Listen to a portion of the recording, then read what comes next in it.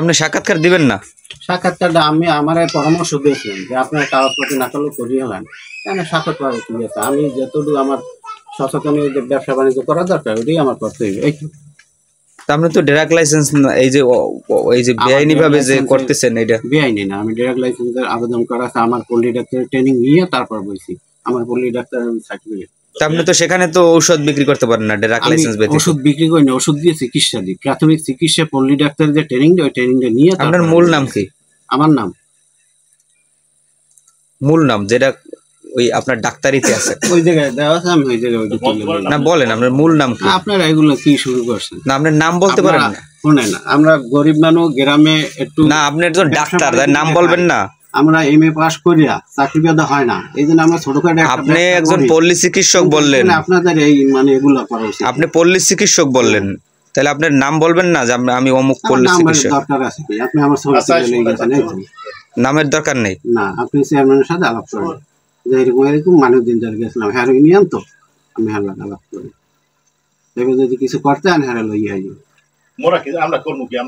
আমরা সচেতন করতে আইছেন, ঠিক আছে? মানে হে কি আপনার ফরে আছে না, ফরের বিষয় না এটা। তাহলে আপনি আমরা আসা মাত্র আপনি সাক্ষাৎকার আমাদের সাথে কথা না বলে আপনি চেয়ারম্যানকে ফোন দিলেন? চেয়ারম্যানকে ফোন দিই না, হ্যাঁ ইউনিয়নের একটা সাংবাদিক ঢুকলেও তার সাথে পরামর্শ করে ঢুকে। পরামর্শ করে ঢোকে? পরামর্শ করে ঢুকে না। কেন, হ্যাঁ কি চাকরি করে? সাংবাদিক কি চেয়ারম্যানের চাকরি করে? আমি এই যে দোকান দিই, আমার পরিষদ ট্রেড লাইসেন্স আছে। তা আমরা কি চেয়ারম্যানের চাকরি করি? না, চাকরি করে। তাহলে আমরা কেন পরামর্শ নিয়ে ঢুকবো? জান আপনার চলে যাবে।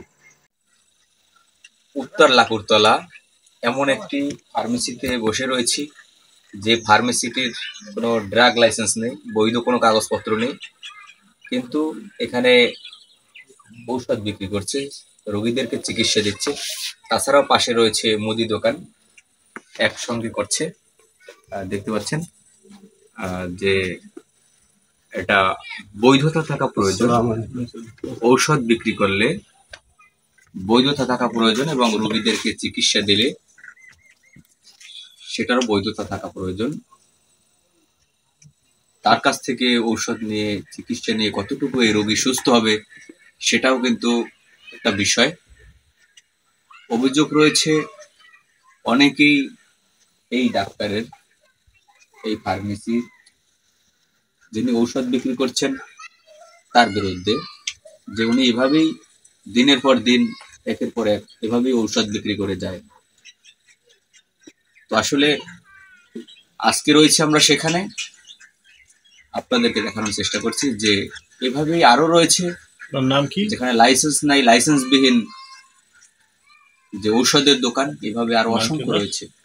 আজকে রয়েছে এমন একটা দোকানে, মাইনুদ্দিন নামে পল্লী চিকিৎসক দাবি করে, পল্লী চিকিৎসক দাবি করে তিনি।